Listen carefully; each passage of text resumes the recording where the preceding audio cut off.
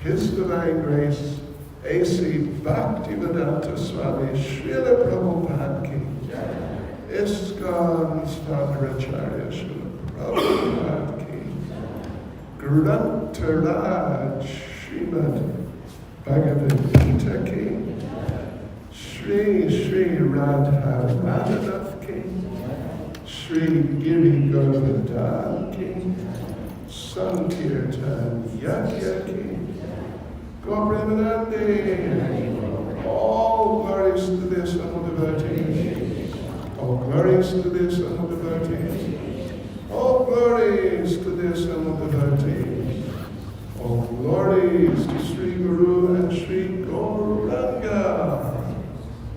All glories to Sri Prabhupada.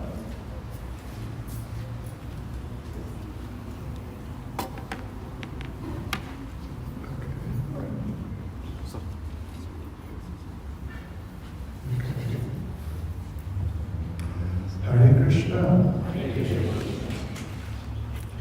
Om Namo Bhagavate Vasudevaya.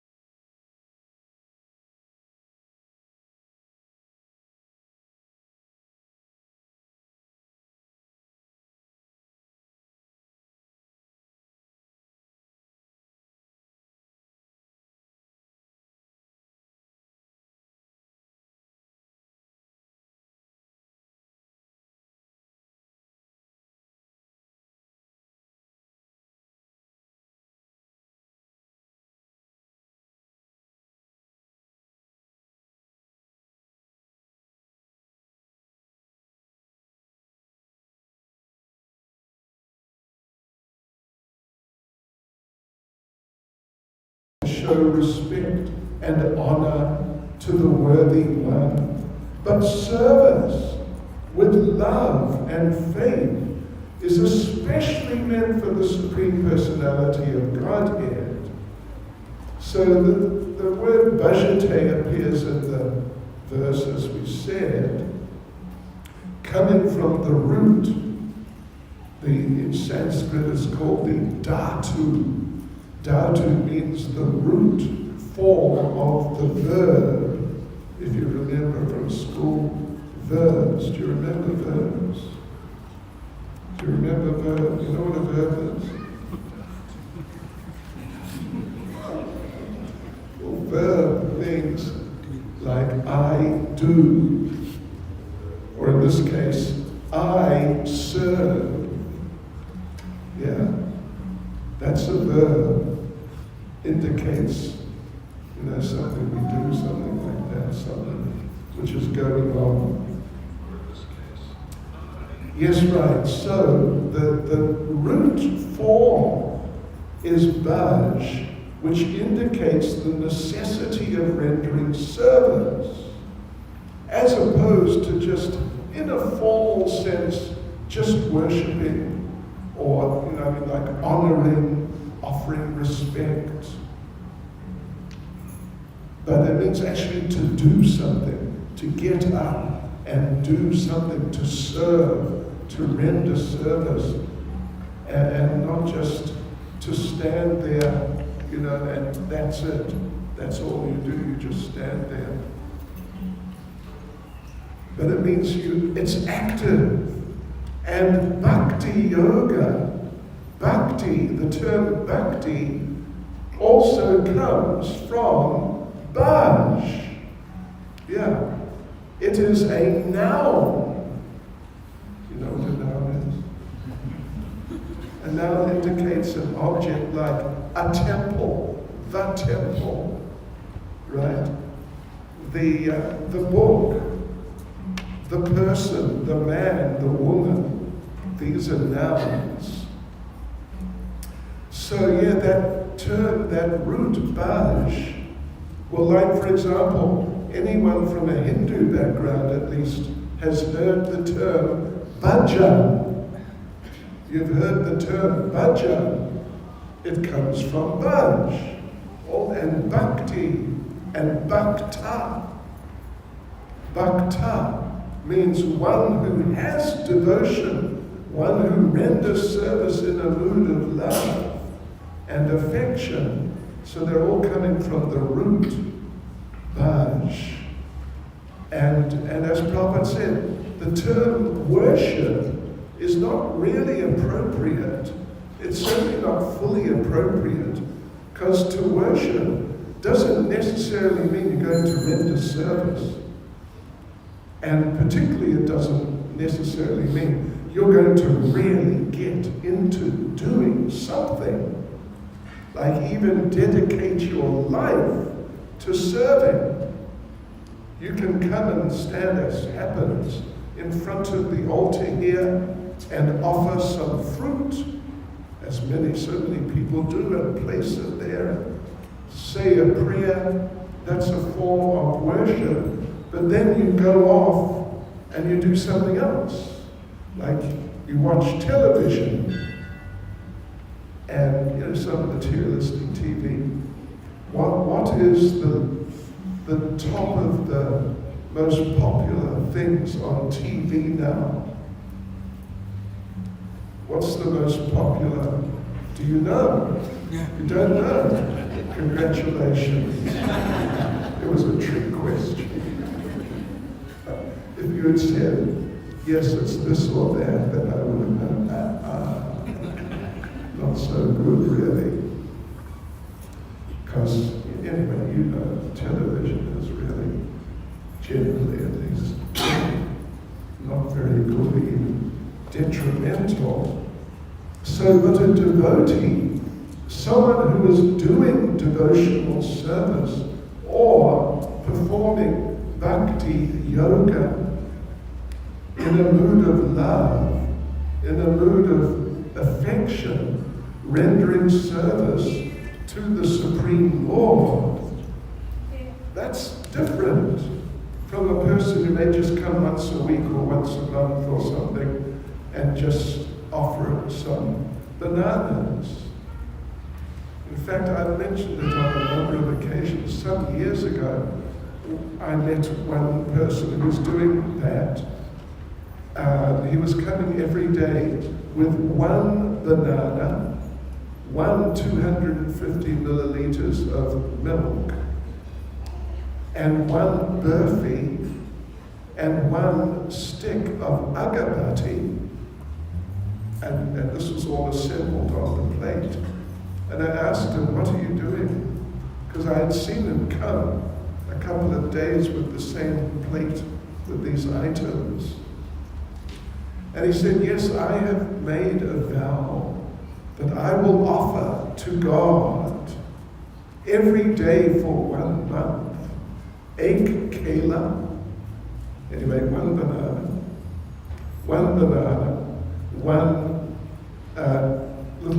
the smallest bottle of milk, and one burfi, one sweet, and one stick of incense, agabati, for every day for a month.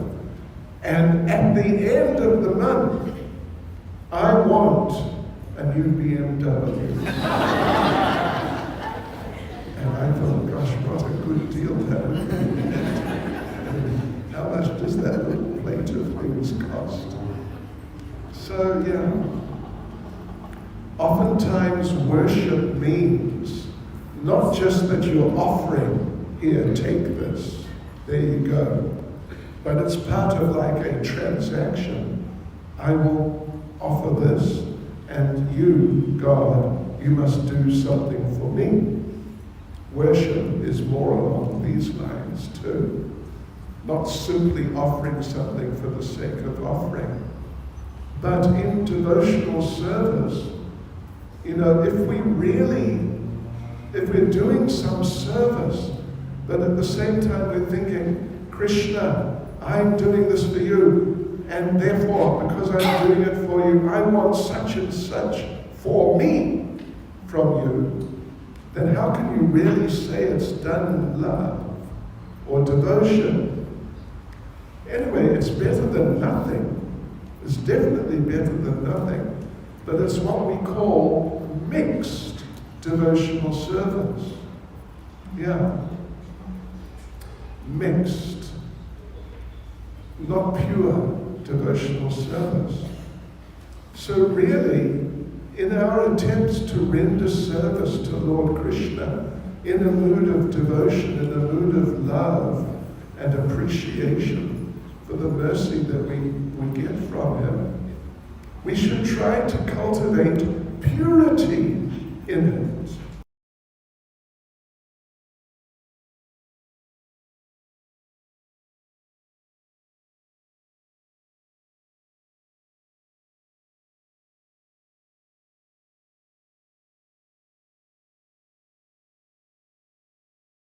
Me from you in exchange. Purity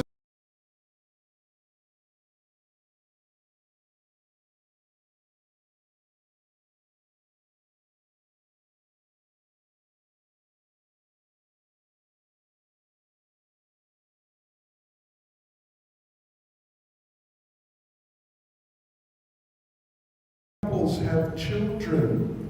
When the children are very small, like right in the beginning of their lives, then the parents have to look after the child, and the child does not reciprocate. Isn't it? It's a one-way street. The parents are just serving and serving. And therefore, in a certain sense, for devotees to have children, it can be good for them spiritually, in that they get some experience of selflessly doing something. Because they cannot tell the child, a 2-month-old child or 1-month-old child, all right, I will give you some breast milk, and you must do something for me. It's out of the question, isn't it? Completely, there's no question.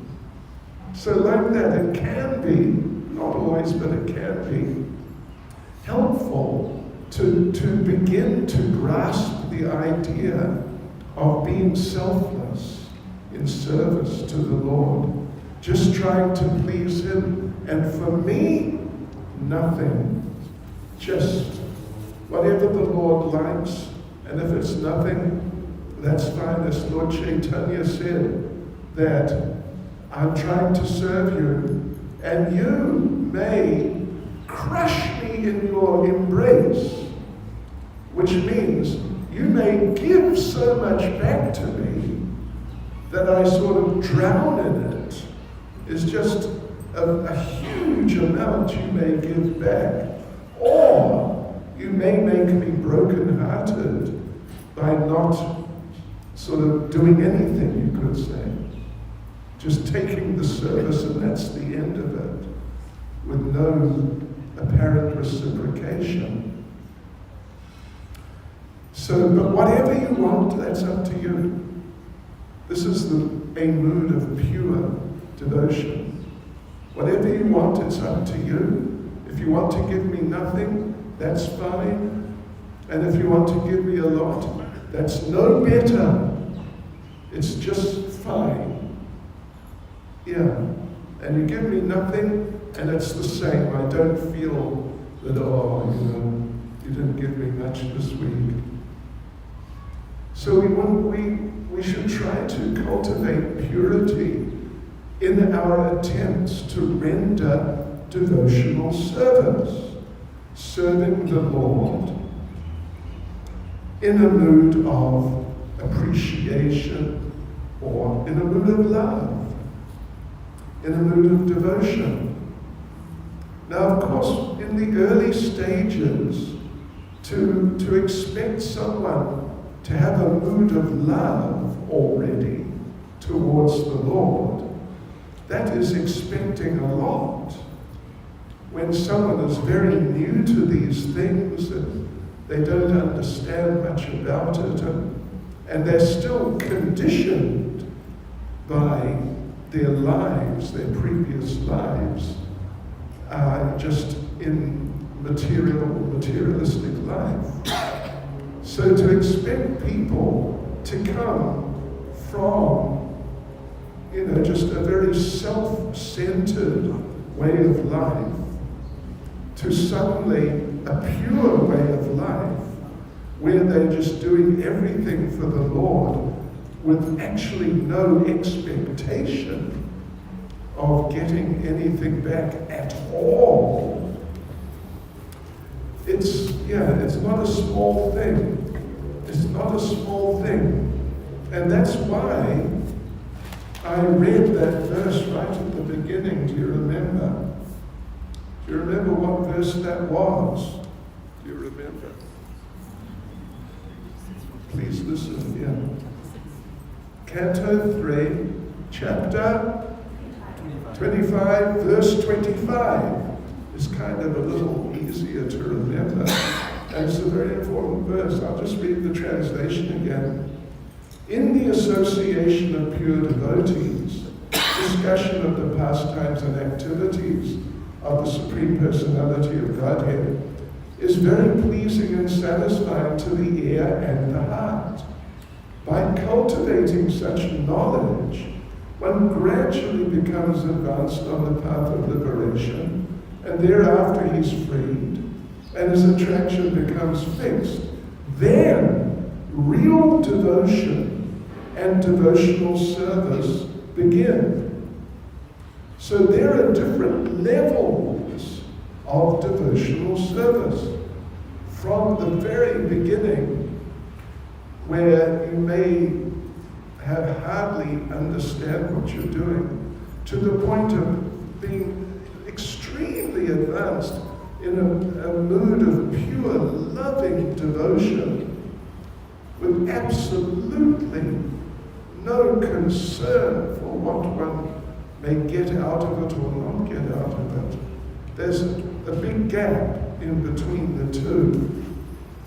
But here it's interesting, the verse says that when you've been hearing about these 10 things, associating with the devotees and understanding step by step more and more about Krishna, and who is Krishna and who am I, and what is our connection, and how should we interact, how should I interact with the Lord, as that understanding just begins and starts developing, the verse says, then real devotion and devotional service begin, as opposed to like really beginners devotional service.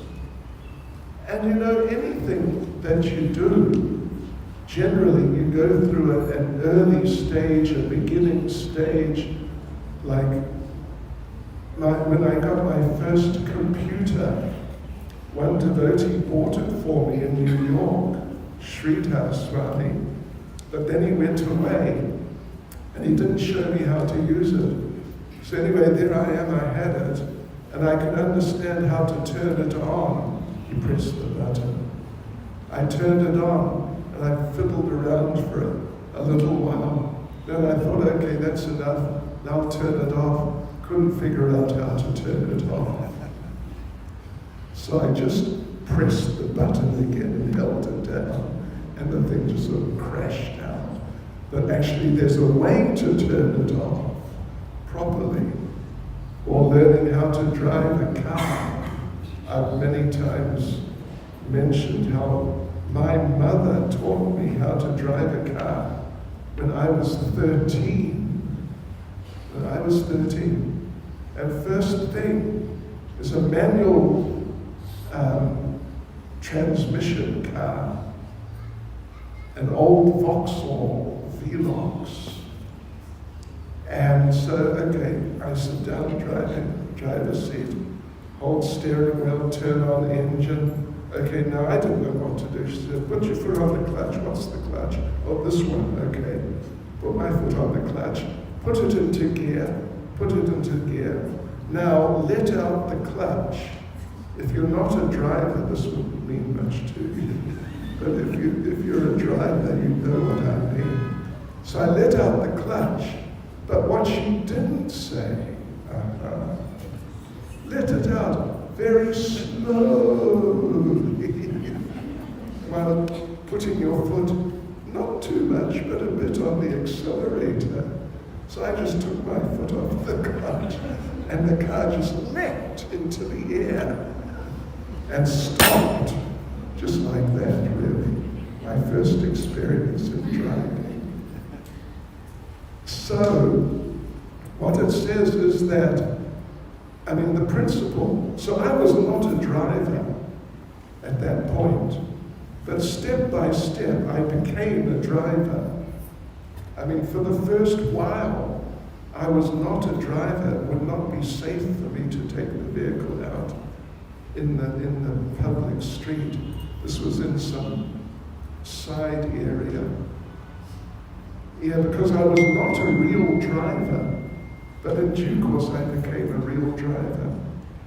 Although becoming a real driver doesn't necessarily mean you have the skill of, I don't know, one of these Grand Prix drivers. You know, you read about them in the news. I don't know the names of any of them, but you know, they are super expert, incredibly expert. But when you become a real driver, doesn't mean you're that expert. But you can basically handle things and drive around without causing an accident. So anyway, as the verse said, that there's sort of like a preparatory period, and then gradually your mood of devotion develops and becomes more solid and more real. And then after some time, step by step, you become advanced. So therefore, in Krishna consciousness, there's a whole process. It's not just from step 1 to step 10 overnight. or step 2. Step 1 is you know nothing. Step 2 is you're qualified. No, it's a gradual process. And that we call sadhana bhakti. Sadhana is another Sanskrit term. It means practice. You're practicing bhakti yoga, sadhana bhakti yoga. You're practicing your learning and gradually coming to grips with the subject, and gradually you become established as a devotee in some mood, some emotion, some mood of feeling for the Lord, at least in the beginning some appreciation that the Lord does a lot for me and would therefore be appropriate if I reciprocated in some way. These things happen. So then how it develops is that as we practice, like I said, some feeling comes. And this is called rasa, bhakti rasa. Rasa basically means a kind of, like a kind of taste, a kind of internal feeling, development of some feeling comes. And that feeling is different from the feelings that people get in their family situations, in their working situations. It's much deeper, much richer. It actually comes from exchange with the Lord, interaction with the Lord in service. And then, let me just read one more verse, and then I will go on. We had loads of questions, at least 10. So here's another important verse. Sarvapadi vinirmuktam tapratvena nirmalam Rishikena Rishikesha Sevanam Bhaktir Uchate. Bhakti, or devotional service, means engaging all our senses in the service of the Lord. The Supreme Personality of Godhead, the master of all the senses. When the spirit soul renders service unto the Supreme, there are 2 side effects. First one is freed from all material designations. You become free from the idea of even gender ideas, but certainly ideas of being born in this sort of family or that sort of family, or high level or low level. And you identify as a soul, a spirit soul. So you become freed from all material designations. And then secondly, one's senses are purified simply by being employed in the service of the Lord. In this context, purified means you start losing your attractions for non-devotional things. Like I mentioned before, a story I heard from one devotee, disciple of His Holiness Krishnadas Swami Maharaj, told me this story. He had been an avid meat eater, which, generally in Krishna consciousness is a no-no. We'll give anyone a chance, basically, but it's definitely not recommended. So he'd been an avid meat eater, but then he became a devotee, and he stopped it. And when he was an avid meat eater, he had been with his friend, and they would go to different restaurants and do their avid stuff. But then he became a devotee, and he didn't see the friend for some time. After about a year or so, he saw that friend. And the friend said, "Oh, you're a Hare Krishna, I heard about that. How did you give up meat?" And the devotee, now he's a devotee, said, "I didn't give up meat." What? I didn't give up meat. meat gave up meat. Just like through becoming purified, the interest in it just dissolved and just wasn't there. And he realized, I'm just not interested in this any longer. So in this way, the senses, the mind, become cleansed, purified, through rendering devotional service, and in a very natural way, without having to kind of fight your material desires and your previous habits and all that. You just find they just depart of their own accord. So that purification happens. Not that you just have to become very strong and fight with your attraction to meat eating or intoxication or illicit sex, etc. Yeah. One's senses are purified simply by being employed in the service of the Lord. So this devotional service, this is what Krishna is teaching in Bhagavad Gita. That in days gone by, how did people approach God? Through devotional service. Nowadays, how can people approach God? Through devotional service. So let's do that. Okay, like I said, we've got a number of questions. Let's see how far we get. Actually, we do have 10, in fact. So, can devotional service can the term also be applied to the service rendered to the devotees? Or is it only used for the Lord? Good question. I mean, it's a big subject. It's a big subject. We could easily have a multi-day seminar on what is devotional service. But the answer to your question is yes. Serving the devotees is also devotional service. Because the Lord, devotional service basically means to please the Lord. And if the devotees, if those who love the Lord, if they are served, Krishna appreciates so much. And they are serving my devotees.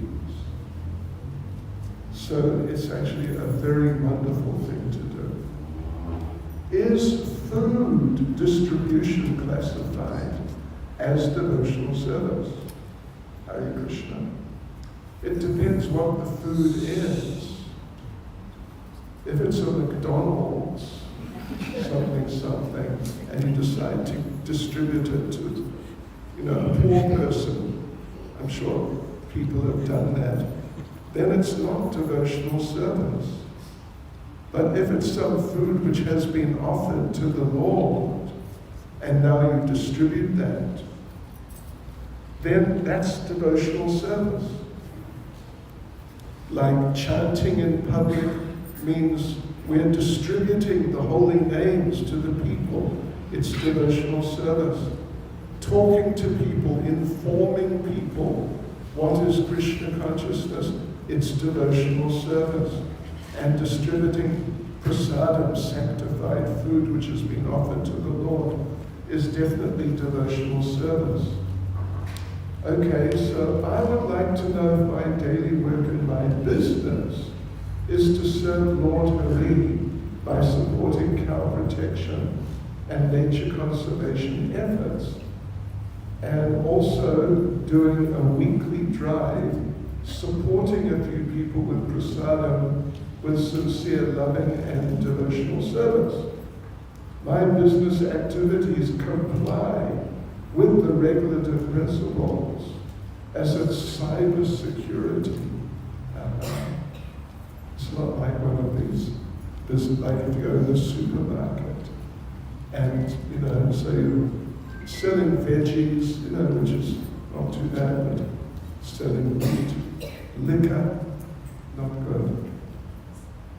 So yes, absolutely. Is it good for us to always start with why we do what we do for the love of Guru and Gauranga? Well, it sounds basically nice. You're doing a business and you're taking some profit to maintain yourself and your family. And assuming you're a devotee and your family are devotees, then maintaining your family and maintaining you is devotional service, actually serving the devotees. Nature conservation, so cow protection, of course, is a famous form of devotional service because the cows are very dear to Krishna. Nature conservation efforts, well, it's more like mode of goodness, kind of materially good, rather than necessarily actually being devotional service generally, and helping some people with prasadam in a nice way. Yeah, so basically you're doing devotional service. Your business is devotional service. As long as you don't get extravagant and, instead of just using a normal motor car, you buy yourself some super duper fancy Rolls Royce or, that sort of thing. Then you can't really say that it's devotional service.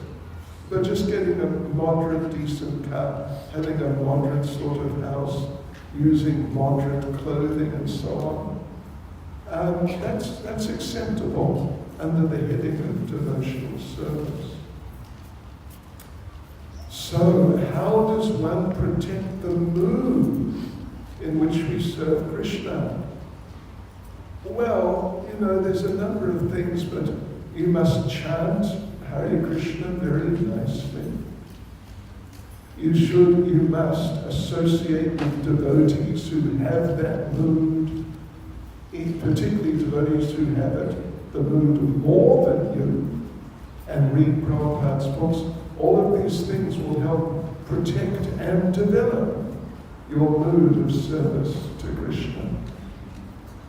So if I speak about how much service I rendered for example, for a particular program like Janmashtami, is that an offense? Well, it depends. If you boast, if you get proud, I'm a great devotee because I distributed prasadam for 1 hour on Janmashtami. Just see I'm a great devotee. Then pride. Krishna does not appreciate pride. Rather, Krishna appreciates humility. We should be very humble and take it that I was fortunate enough to be given the opportunity to render some service on Janmashtami rather than look at what service I did. How do you define who's a devotee?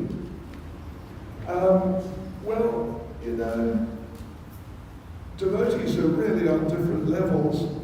Lord Chaitanya discussed that with some devotees. It's a bit of a long story. But on the simplest level of who could be considered a devotee, like on the lowest, most beginning level,